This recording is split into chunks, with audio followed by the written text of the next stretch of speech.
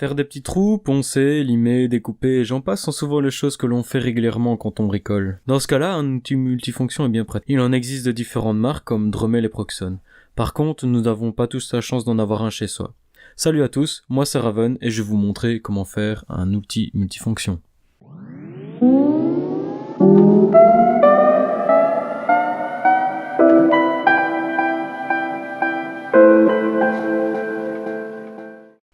Pour commencer, il va falloir prendre les mesures des éléments qui composent l'outil afin de savoir de quelle longueur devra être le support. Comme support, j'ai décidé d'utiliser un manche à balai en métal creux. J'ai décidé d'utiliser ce manche car j'en avais un chez moi et parce que le moteur passait tout juste dedans. Une fois que vous avez pris les mesures, vous n'avez seulement qu'à reporter le total sur le manche afin de le découper. Après l'avoir découpé, il faut un peu bavurer les bords afin que ce soit un peu plus net. Ensuite, il faut découper des ronds de même diamètre que le manche à balai. Pour cela, vous pouvez très bien utiliser une visseuse avec une scie cloche de ce même diamètre. Mais par contre, moi je n'utilise pas cette méthode car justement c'est l'intérêt de fabriquer un outil rotatif.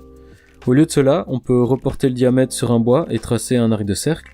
Ensuite, on découpe une forme de carré et après on va découper les coins. Une fois cela fait, il faut limer les bords afin de faire un cylindre. Cela demande pas mal de patience mais c'est faisable. Faites cela 2 fois afin d'avoir 2 cylindres. Un servira de bouchon de fin et l'autre servira à appuyer les piles. Maintenant, il faut faire un trou afin de faire passer le fil qui part du moteur à l'interrupteur. Pour commencer, il faut marquer l'endroit où le fil passera. Il faut le faire passer juste derrière le moteur car il y a un peu d'espace. Étant donné que je ne souhaite pas utiliser d'autres outils pour forer, j'ai décidé d'utiliser une lime afin de faire un petit trou du mieux possible. Bon, forcément, c'est pas le plus propre, mais c'est bon quand même. On va utiliser des piles avec un diamètre beaucoup plus fin que le tube, donc il va falloir les maintenir en place. Pour cela, j'utilise un carton de rouleau papier toilette afin de réduire le diamètre. Cela nous permettra de fixer des ressorts au centre et d'utiliser la pression comme contact. Maintenant, il faut regarder à fixer les ressorts et souder les fils au milieu de ces deux pièces. Par contre, ne faites pas comme moi, car j'ai décidé de fixer les ressorts avec de l'alcool chaude, puis seulement souder, alors qu'avec la chaleur de la soudure, la colle fondait. Donc il vaudrait mieux que vous commenciez par souder le fil au ressort et puis seulement coller. Ici, j'ai utilisé la colle chauffante, mais si vous n'en avez pas, vous pouvez toujours tester avec une autre colle, comme par exemple de la glu qui marche tout aussi bien. Pour ce qui est du moteur, on peut en trouver partout, comme par exemple dans des voitures téléguidées ou des ventilateurs. Moi personnellement, c'est un moteur que j'ai trouvé sur internet. Maintenant, il va falloir souder les fils au moteur. Le diamètre des fils n'a pas vraiment d'importance car le moteur ne consomme pas beaucoup d'ampères. Étant donné que le moteur passait tout juste dans le tube, j'ai dû couper une partie des cosses, ou sinon le moteur ne passait pas.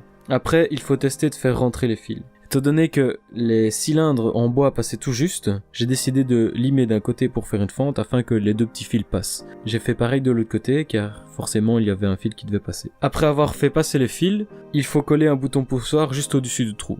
Et en même temps, on peut coller le moteur afin qu'il tienne mieux en place. Revenons à notre bouton poussoir. Il faut le positionner de sorte à avoir une bonne prise en main. Ensuite, j'ai décidé de mettre un petit bout de papier collant pour isoler du tube en métal, même si normalement la peinture protège. Après, il faut souder sur les cosses du bouton poussoir.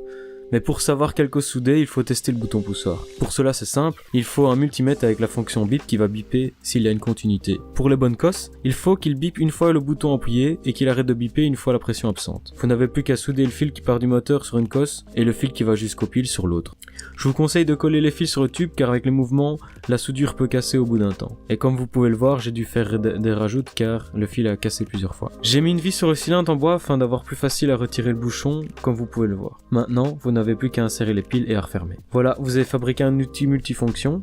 Vous pouvez adapter des têtes dessus afin de forer, limer, polir des petites pièces. Ces têtes, vous pouvez les trouver un peu partout, que ce soit sur internet ou en magasin. Moi, j'utilise des raccords pour fixer la tête sur le moteur, mais je pense qu'il existe aussi des têtes spéciales qu'on peut adapter. Bien entendu, ici on peut voir que ce n'est pas un outil bien puissant car il ne possède que 2 piles d'1,5 volts et d'un petit moteur. Maintenant, vous pouvez en faire un plus puissant en utilisant un tube PVC qui serait plus gros afin d'insérer une pile 9 volts ainsi qu'un plus gros moteur. Les informations supplémentaires sont dans la description. Voilà, j'espère que vous avez aimé la vidéo. Si c'est le cas, n'hésitez pas à vous abonner à la chaîne et à partager la vidéo. D'ici là, je vous dis à bientôt.